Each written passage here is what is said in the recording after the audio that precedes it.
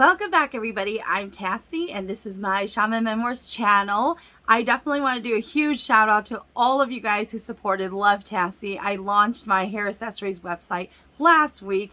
So thank you, you guys. If you guys go to tassieyang.com, you guys will see all of my hair accessories that I have been designing. So I am launching some new stuff for the holidays in preparation. I am a little bit behind schedule. However, again, I cannot thank you guys enough for all of the love, all of the support. I have been hearing great feedback from everybody, so thank you. This is actually my Hmong Love Twisted Headband, so this is also available at tassieyang.com. I also have other types of hair accessories from scrunchies, and I have headbands. So this here is going to be my black headband design. I also have my red one here, and we have our pink and white one here as well. So again, thank you to everybody, you guys. I've absolutely been blown away by everyone's support, your guys' messages. I've just been stoked, you guys. So thank you so much. All right, and before we get further into this video, for my lips, I am wearing Kynjii Beauty Collections matte lipstick number 42. So I am wearing just the matte lipstick. I don't have anything under it or on top of it. This is for my lips. Now for my eyes, I am wearing Kynjii Beauty Collections. This is his gray and black palette here. I'll be honest, you guys, I have not done grays, blacks, more muted tones. I tend to wear really bright shades on my eyes. So it's been a while since I've done a smoky eye. However, Kynjii Beauty Collections, they sent this to me for my birthday, so I've been really wanting to play around with the palettes. My sister and I, we played around with it last weekend, just really trying to get the smoky eye look down because it has been a while. So thank you again to Kynjii. Absolutely love it. Next up, fan mail. So I actually got this from Jillian. Huge shout out to Jillian. I believe Jillian also sells her own jewelry. So I got this in the mail and I haven't opened it because I've been waiting until I filmed. So now I'm finally going to open it and see what's in there. Oh, just a small token of thanks.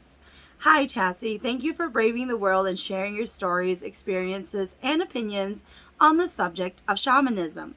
It has been very uplifting to hear what you have to say. Thank you for being you and being raw and real. You have been an inspiration to us all. Keep on doing what you're doing. Love, Jillian. Thank you, Jillian. Thank you so much, you guys. I love to hear from you guys. Especially, I know I have a lot of messages. But I do have a funny story about that. But I do love to hear from you guys. I absolutely do. I love it when people want to share their experiences because there's like a lot of similarities in our stories, in our experiences, but you don't always have somebody that that you can talk to or even fully understand you, or even if, they don't fully understand you, they don't have to judge you though. So, that's really what started my whole channel, just really bridging that big gap, because there's a huge gap in the Hmong shamanism community where a lot of people don't want to talk about things. And so that is really what my channel is all about. All of my crazy stories and experiences to hopefully make you guys realize you're maybe not that crazy either. Okay. Oh my God, I'm so excited. Holy cow. Holy cow. Jillian, how did you know that I would be this bougie? Holy cow. So she makes her own jewelry and accessories. Oh my God, this is like, I'm going to wear it right now. Oh, it's stapled at the top so it doesn't come down. I'm not a patient person.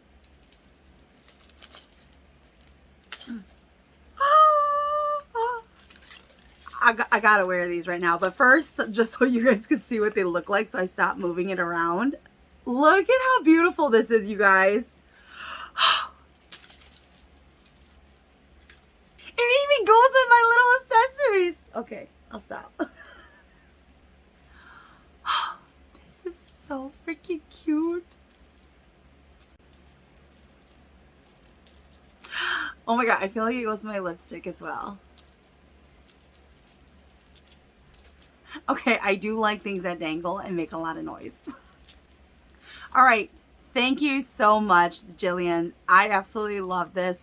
And you guys didn't actually tell me how people can check out your products. So make sure you contact me back so I can put it down in my description below. So the funny story that I had that goes with that whenever I hear messages. So, you know, I get a lot of messages through social media, emails, all sorts of stuff. And even on my Tassie Eats, even though that one is really catered towards like foodies and eating and all that stuff, I get a lot of shaman messages there. So I will say that, you know, a lot of times I get people who send me questions like for shaman services, right?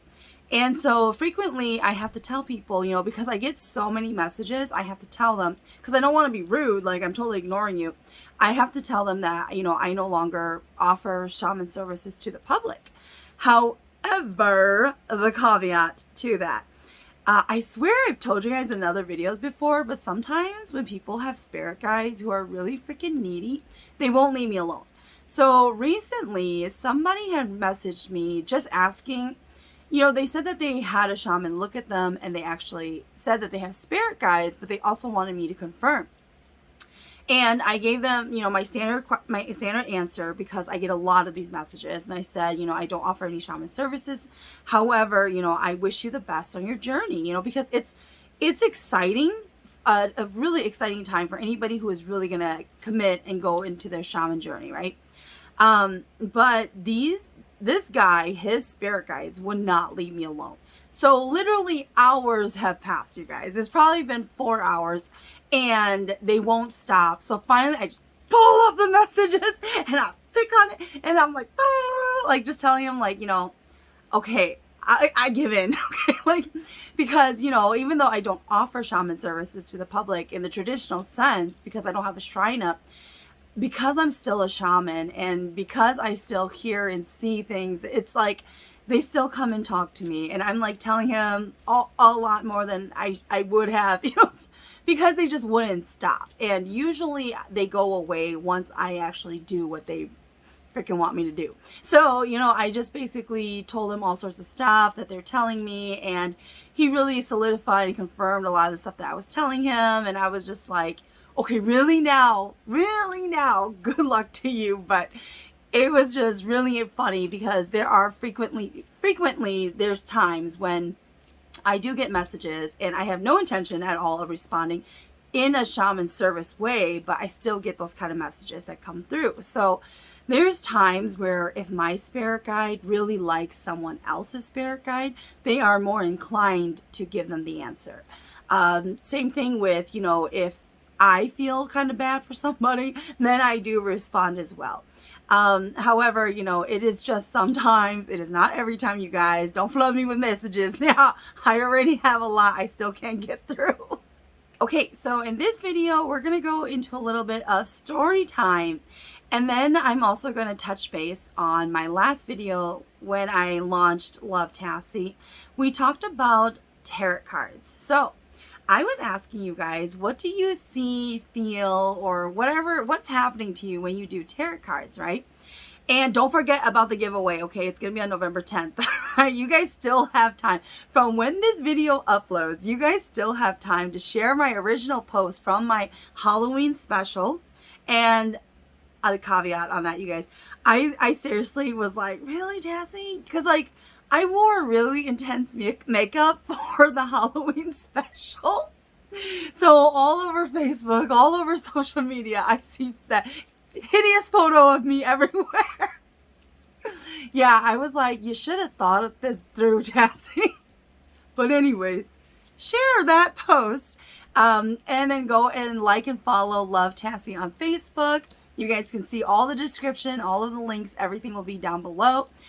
But you guys still have time to enter into the giveaway for a tarot card deck, and it comes with a book. So that is going to be November 10th. I will be announcing the winner. With that being said, when I asked you guys, what do you guys see? Like, what do you guys feel? When I do tarot cards, and this was before I knew I was going to be a shaman. Now, and this really also solidified because when I go into the spirit world as a shaman, I see things. However, when other people do tarot cards, if they don't see anything when they are focusing and trying to draw their tarot cards, it will also pretty much mean when you go into the spirit world, you also won't see anything. So whenever I draw the cards and I close my eyes, everything's black, right? Because, you know, you close your eyes. Don't give me that reddish hue, you know, because the sun's looking through your eyes. Okay, I'm just saying in general, it's dark, okay? And all of a sudden, like when I'm thinking about, I start to think about the person who asked me the question. And I will see a spirit version of themselves, and they're always standing like this, but they're kind of looking down. And then I see all of these spirits around them. And these are people who are like spirit guides. These are higher beings who watch over these people. And it can also be people of the deceased of that person. Okay. Anyways, I start to see them, and it's almost like it's smoke. And then it clears, like the fog is clearing, okay? So then I will see the individual, and they're looking down, and I'll see the spirits. And then I start to talk to them. I tell them, and I don't even know where this came from, but it just came to me when I first started doing tarot cards. I told them, I am drawing cards, and you need to give me the message. And literally, those spirits will draw the cards for me.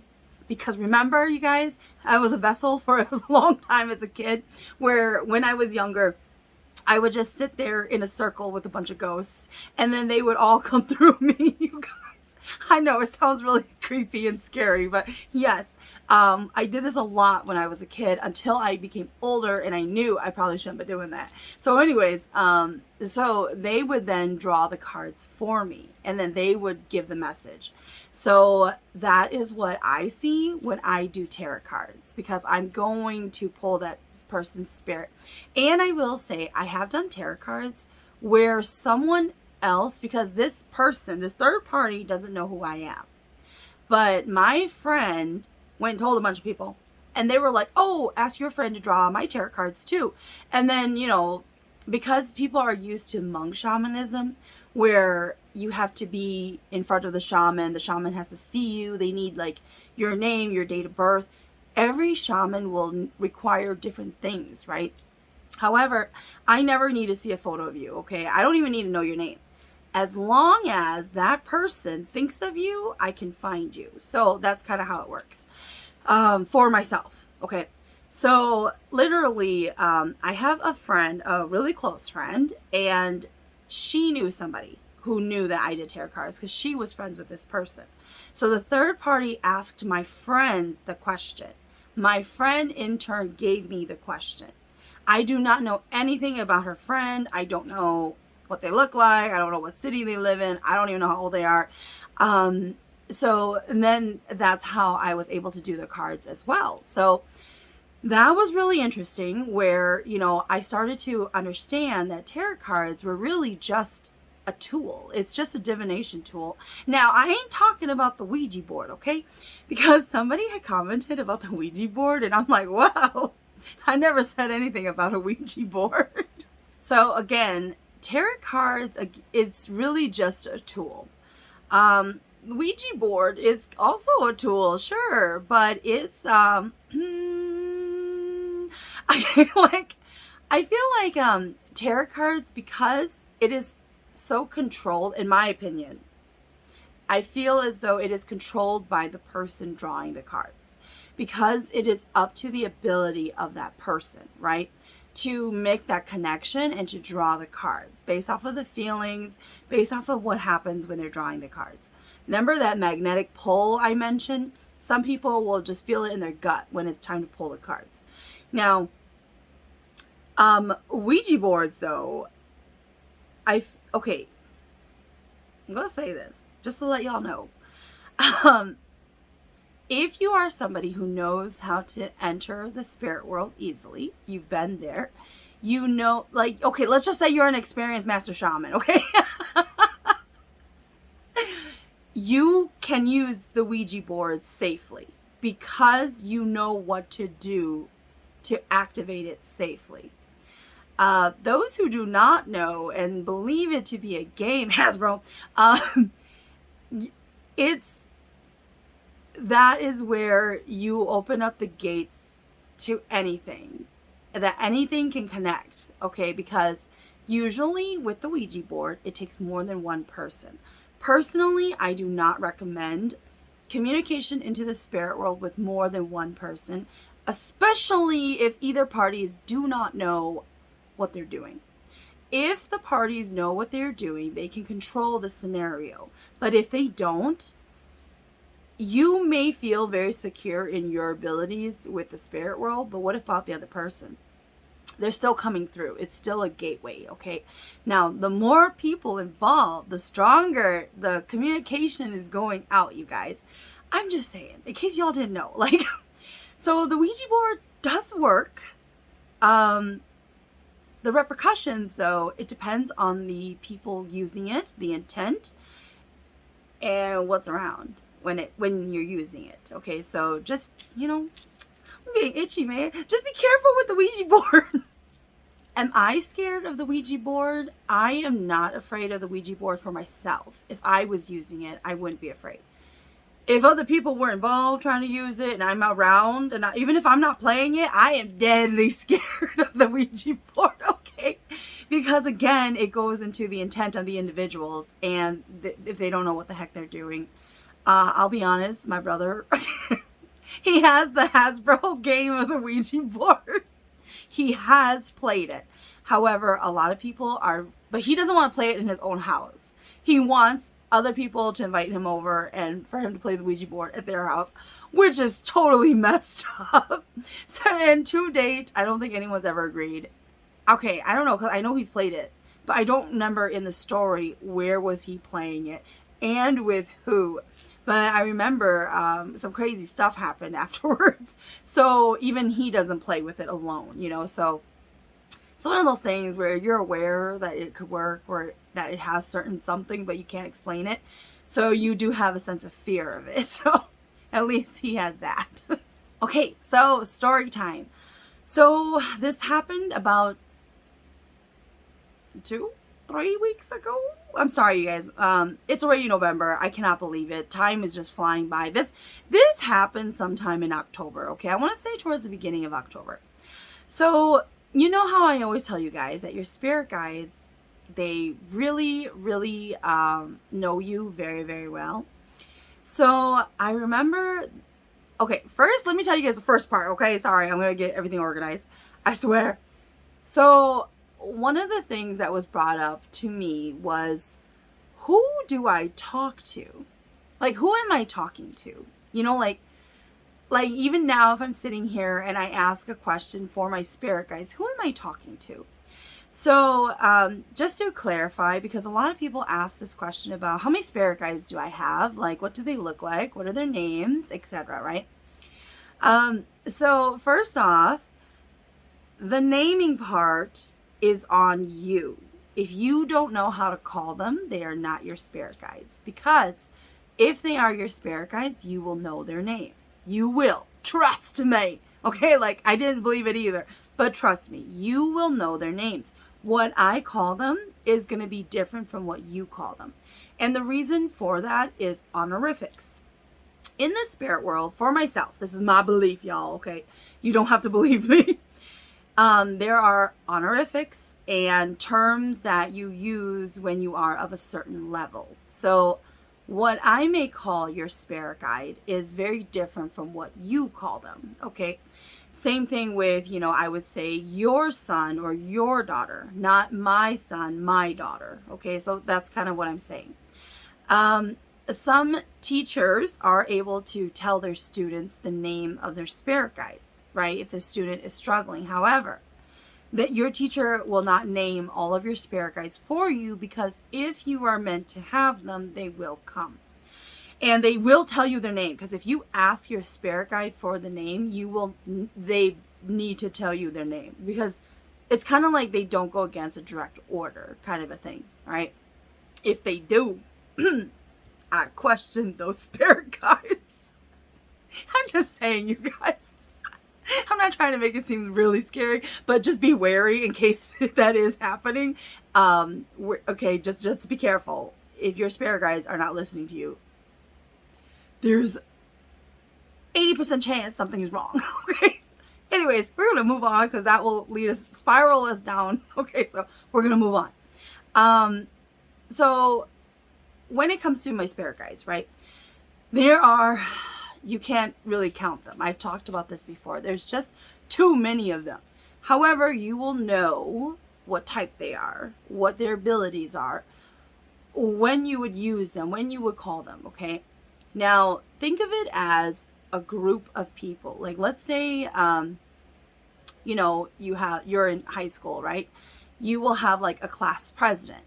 Okay, so like there's always going to be one leader of that group. So you could, okay, I'm not saying you can't. You could talk to a bunch of the same group, okay, like individual entities in that group. However, typically you wouldn't. You would just talk to the leader of that group.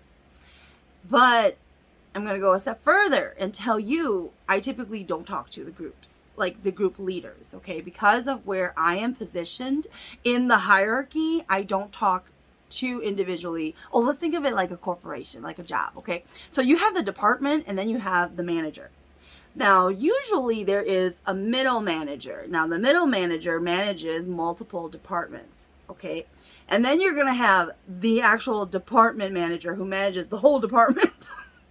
So that's kind of how it's broken down as well when it comes to your spirit guides. So who do I talk to then? I am always talking to, I have these certain entities who are in charge of all of them. Okay, so if I am the CEO, no, I'm the shareholder. Sorry, you guys. All right, so I'm the shareholder. All right, so I own all of the stocks to this company, okay? So, and then I talk to the CEO. So some people have more than one CEO, okay? Now the CEOs are responsible for different parts of the whole puzzle. All right, so that is how it's broken down. So I talk to my CEOs. That's who I talk to. So those people or spirit guides, they actually never leave you. Even if you put your spirit guides away, etc., they are still with you until death, okay? So even if you never raise your shrine, you know you're supposed to be a shaman, but you know, you haven't really started your journey, they're already with you, okay? They have not gone anywhere. It is just a matter of, are you going to get departments for them to manage? That's kind of how it is. So, you know, like the CEO answers to the stockholder, right? Because I own all the stocks. I'm not the CEO because I don't really, okay, I do some work, okay? But I basically fund them. So that's kind of how it works, you guys. So those are the ones I talk to. Now, what I was trying to tell you guys was there's how I mentioned that your spirit guides know you better than anybody else, right? So let's say you're not listening to your CEOs. Recently, about 2 to 3 weeks ago, let's just say in the beginning of October, okay? I was about to eat. Literally, the spoon of ramen was near my mouth. Like, because I was in a good mood. Like, that is the best time to catch me. If you ever want to catch me at a really, really good time, catch me right when I'm about to eat. Okay, I got food in front of me. I'm super excited. And then I have certain spirit guides that were coming up to me. And these spirit guides, what they do first is they ask if they can come out. Because another thing you guys should know, your spirit guides, unless you allow them to roam around a lot, which I do. Okay, I'll be honest. Okay. However, even I don't just allow my spirit guides to approach me whenever they want. I will go crazy. So they need to find the proper time to see if they can approach me. And a lot of times, you know, because if I don't want to listen to my CEOs and I don't want to talk to them, and I'm in my own world, usually I will go through a lot of, you know, like I'll go kind of crazy because then I'll start to see all these weird images and I'll start to feel all these things and I'll start to have all these crazy dreams because I'm not listening, right? So in September, I had a really bad dream about involving me in a car where it jolted me awake. And I've had this happen to me before, you guys, where I have had a premonition in advance and it was so freaking strong. I had a headache when I woke up. Like something hit me in the back of my head when I woke up. But this was a really, really crazy dream where it was just super intense that I knew something was wrong. And so I didn't listen. So, like I didn't listen as usual. And, like I was aware of it in the back of my head that this had happened to me. But, even me being a shaman and all that stuff, I'm just kind of like, well, there's not a whole lot you can do about it, right? Because if they're giving you this premonition, most of the time it comes to pass. So here I am about to eat now, like a couple weeks later. We're in September now. So that was September when I had the dream. October comes. I'm about to eat, and then I have these two dragons who do something very specific, and they came out and they were slowly circling me, and they were waiting until I would allow them to speak because I could see them now. And I'm like, what do you want? And so they told me, can we speak to you? And then I was like, fine. And then I was like, but hurry up, because I'm eating. And this is between my meetings, you guys, okay? And so they told me that something really bad is about to happen to me, and I need to be careful. I cannot leave the house for the next 3 to 5 days. So in Hmong, we have a term called Kynjii. And whenever somebody, okay, and I'm not pronouncing that word right, I'm well aware, because my mom, if you guys watched a video of me and my mom a while back, we did a video together, and I was saying the word Kynjii wrong. Kynjii means when you are forbidden from doing something in Hmong, okay? But I cannot get the pronunciation right. So it's basically you're just forbidden and you can't do something, okay? So my spirit guides, they were like, hey, we gave you this dream. We've been giving you messages and you're not listening. So now we're going to come out to you to really solidify and bring this home. So they told me I couldn't leave my house for 3 to 5 days. So I actually started to get scared when they said that to me, because then I started to have this terrible feeling. Remember how I told you guys? And then I'll start to feel things and I'll start to go crazy. So I started to have this really, really bad feeling. It's going to happen. It's happening soon, and I need to be careful. Now, the problem was I had errands to run. My chubby cat, Oscar, he was on his last can of wet food. And that day I needed to go and get him more wet food. So I'm like, oh my God, like, I can't go outside. And so my boyfriend's mom, she has a dog, and she needed help walking him. So I had gone to walk him. And the whole time I was outside, I felt like something from the sky was going to fall down and hit me, right? But I knew it involved me in a car. And in my dream, I was alone in the car. So I was like freaking out. I was like, no, like, oh my God. And I kept hearing my spirit guides telling me, you can't be outside. You can't be outside. You need to go inside. And I'm like, oh my God, hurry up, dog, pee. And so like, like I just like lived in fear pretty much for like a few days. And then my sister came and picked me up for dinner. And I told her, okay, in my dream, I was alone and I was driving. So as long as I don't drive, and then my boyfriend came with me too, because I told my boyfriend I was freaking out. So he was like running errands for us, and he went with us to dinner with my sister, because I just really didn't feel well at all. Like I just felt like I was doing something really taboo if I was going outside. So anyways, the 5 days passed. Okay.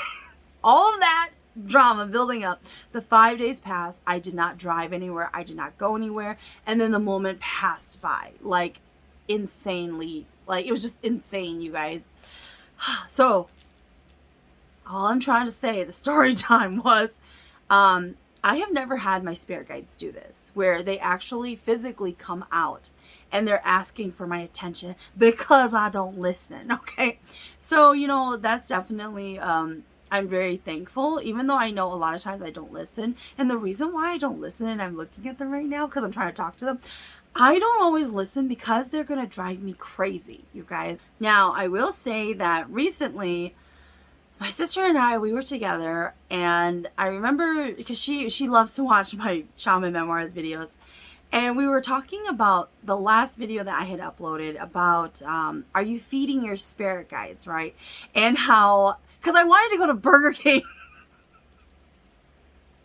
We had gone to the Chat film festival, where it was showcasing a lot of Hmong artists out there, film photographers. So we went to the Chat festival, which is they were showing filmmakers in the Hmong community and their films. And so we had left and it was getting late. Now I'm hungry and there's a Burger King not too far. So I wanted a burger. And so like, and I kid you guys not, this is what happened, okay? Because my sister was like, oh, but your spirit guides don't like burgers. And I was like, this is for me, man.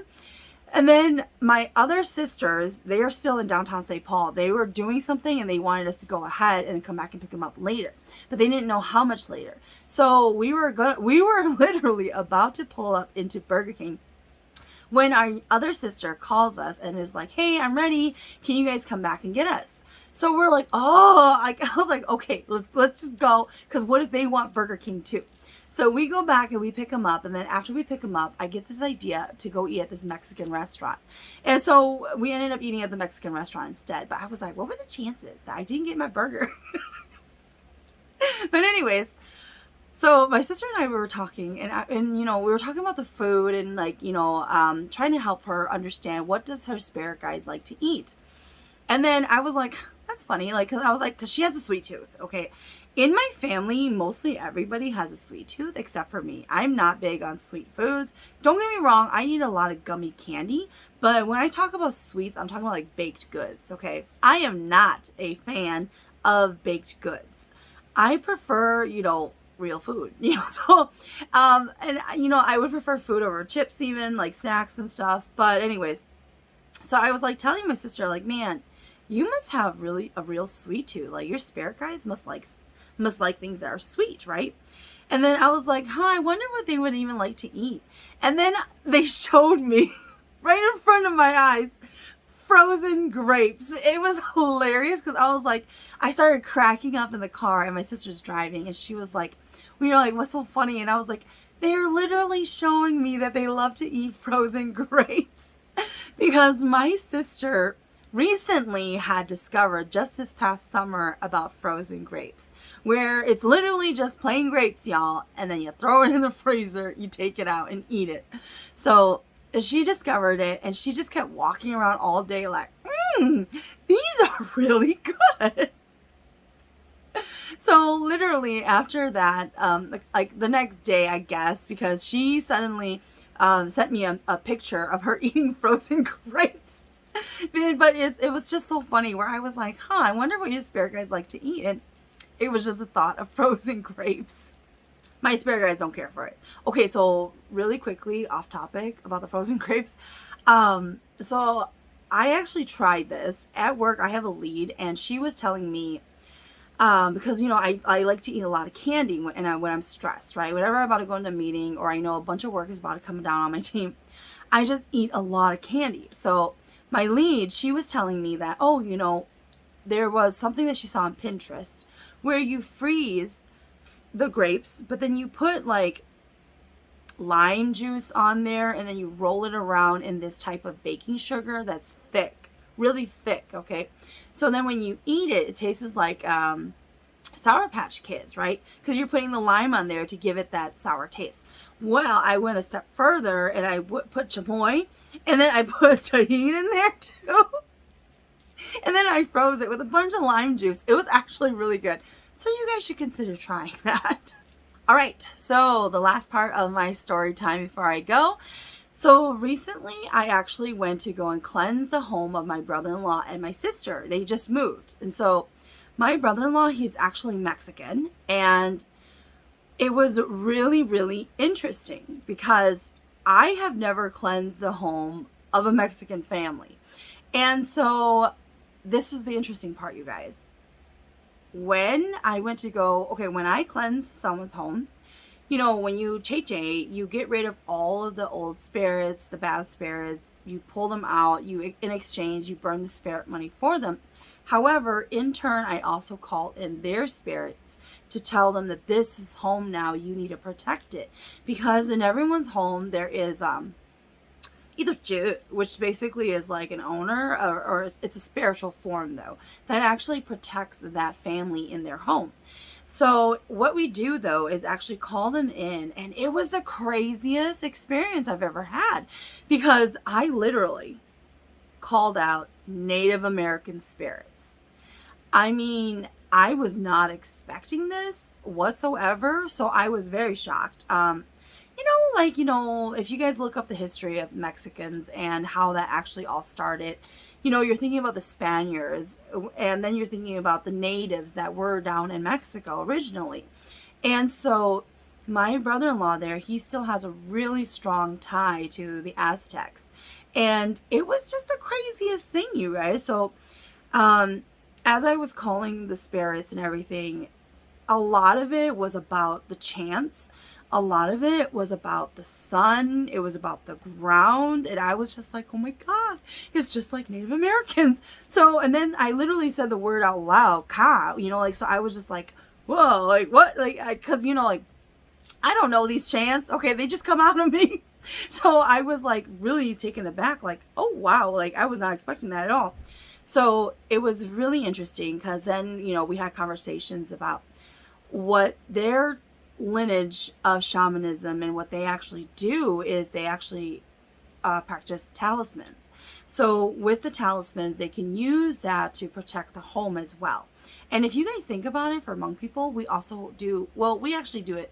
A talisman in turn would be considered kakong for us, where you actually enchant. That's what it is, y'all. You are enchanting an object. So that was really interesting for me because I've never actually done anything like that before. And, I'm still learning, I guess, as, because I've never gone into that sphere and that world of having to call and cleanse the home of somebody who wasn't Hmong. So that was definitely a really eye-opening experience for me because I wasn't expecting that. And, with cleansing, it's such a simple little ritual that you can do. And with cleansing, I honestly believe anybody can do it. Typically, the male figures will do the cleansing of the home for Hmong families because usually what they do is the sika. That's why. So, and I have done the sika before, you guys, and the cleansing during the new year where you cleanse the whole house and then you call in spirits into your home too. But in this case, this was just a cleansing for somebody moving into their new home. And so that was just really interesting. So that is it for this video, you guys, with my little story times and catching you guys up on what I've been up to. Until next time.